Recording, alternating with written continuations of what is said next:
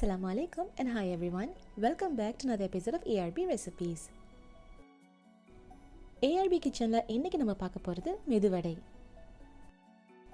இதனுடைய பேருக்கேற்ப நல்ல சாஃப்டான மெதுவடை எப்படி செய்யலான்னு பார்க்கறதுக்கு முன்னாடி மறக்காமல் ARB ரெசிபீஸை சப்ஸ்கிரைப் பண்ணிக்கோங்க. இப்போ வாங்க வீடியோக்குள்ளே போகலாம். நல்ல ப்ரீமியம் குவாலிட்டி உளுந்தாக வாங்கிக்கிறது ரொம்ப நல்லது. அப்போ தான் உபரி நல்லாயிருக்கும். நல்லா சாஃப்டான ஃப்ளஃபியான மாவு உங்களுக்கு கிடைக்கும். ஒரு கப் உளுந்து ஒரு 2 மணி நேரத்துக்கு நான் நல்லா ஊற வச்சுக்கிட்டேன். 2 மணி நேரம் ஊறினதுக்கு அப்புறமா வாட்டரெல்லாம் ஃபுல்லாக ட்ரெயின் பண்ணிவிட்டு ஒரு மிக்சிலையோ இல்லை கிரைண்டர்லேயோ கொஞ்சமாக தண்ணி ஊற்றி அரைச்சி எடுத்துக்கோங்க. தண்ணீர் ஜாஸ்தி சேர்த்து அரைச்சிடாதீங்க. தண்ணீர் நிறையா சேர்த்திங்கன்னா உங்களுக்கு வடை செய்யும்பொழுது அது நிறைய எண்ணெய் குடிச்சிரும். இப்போ ஒரு உதாரணத்துக்கு சொல்லணுன்னா ஒரு கப் அளவு உளுந்துக்கு ஒரு 3லேருந்து 4 டேபிள் ஸ்பூன் அளவு தண்ணீர் மட்டுமே போதுமானது. நல்லா மையம் அரைச்சிக்கோங்க. மாவு ரெடியானதும் ஒரு பாத்திரத்தில் ட்ரான்ஸ்ஃபர் பண்ணிக்கிட்டு அதுக்கு தேவையான அளவு உப்பு, கூடவே 2 டீஸ்பூன் அளவு மிளகு, ஒரு சின்ன துண்டு இஞ்சி, ஒரு பச்சை மிளகாய், ஒரு மீடியம் சைஸ் அளவு வெங்காயம், ஒரு கொத்து கருவேப்பிலை எல்லாம் பொடியை நறுக்கி சேர்த்துக்கோங்க. ஒரு பர்ஃபெக்டான உளுந்து வடைனா உள்ள நல்லா சாஃப்டாக இருக்கும். அதே சமயத்தில் வெளியே நல்லா க்ரன்ச்சியாக இருக்கணும். இதுக்கு ஒரு சின்ன டிப்ஸ் இருக்குது. இப்போ இந்த மாவு கலவையில் ஒரு 2 டீஸ்பூன் அளவு அரிசி மாவையும் சேர்த்து நல்லா கைகளாலே மிக்ஸ் பண்ணி விட்டுக்கோங்க. நல்லா ஃப்ளஃபியாக மிக்ஸ் பண்ணிக்கோங்க.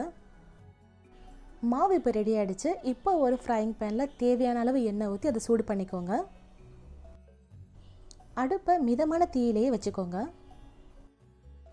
இப்போ நம்ம சின்ன சின்னதாக வடைகளை தட்டி இந்த எண்ணெயில் போட்டு பொரிச்சு எடுத்துக்கலாம். நம்ம சேனலுக்கு பிகினர் ஆடியன்ஸ் தான் நிறையா இருக்கீங்க. அதனால் உங்களுக்காக ஒரு சின்ன டிப்ஸ் இருக்குது.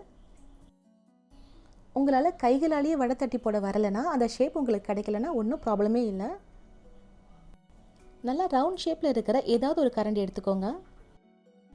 அதுக்கு பின்னால் மாவு எடுத்து வடை ஷேப்பில் தட்டிட்டு சென்டரில் ஒரு ஹோல் போட்டுக்கோங்க. இப்போ இந்த கரண்டியை அந்த ஆயிலே ஒரு 5 to 6 செகண்ட்ஸ் அப்படியே வச்சுருந்தீங்கன்னா வடை தனியாக வந்து ஆயிலில் விழுந்துடும். உளுந்து வடையும் பார்க்குறது நல்லா பர்ஃபெக்டான ஷேப்லேயும் இருக்கும்.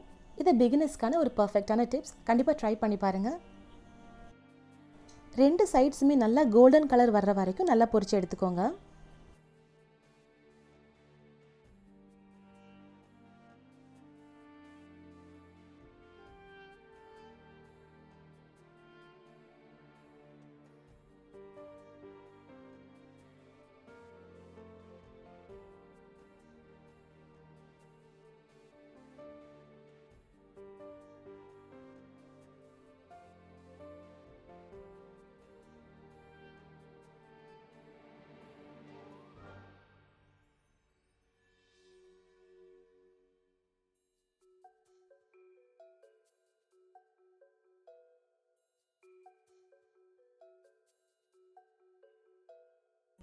இந்த அளவுக்கு கோல்டன் கலரில் இருந்தால் போதும். நம்ம இதை வந்து ஒரு பாத்திரத்தில் ட்ரான்ஸ்ஃபர் பண்ணிக்கலாம்.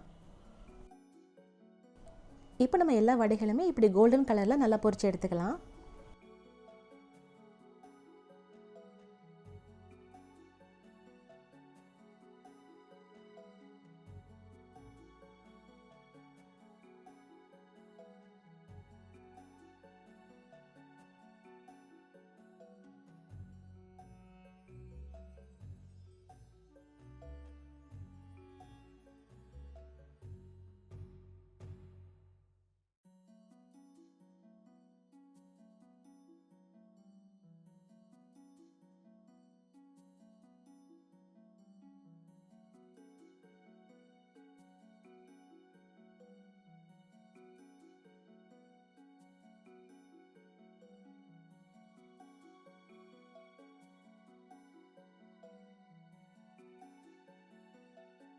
நல்லா மொறுன்னு சூப்பர்பான வடை நம்ம இப்போ செஞ்சு முடிச்சிட்டோம்.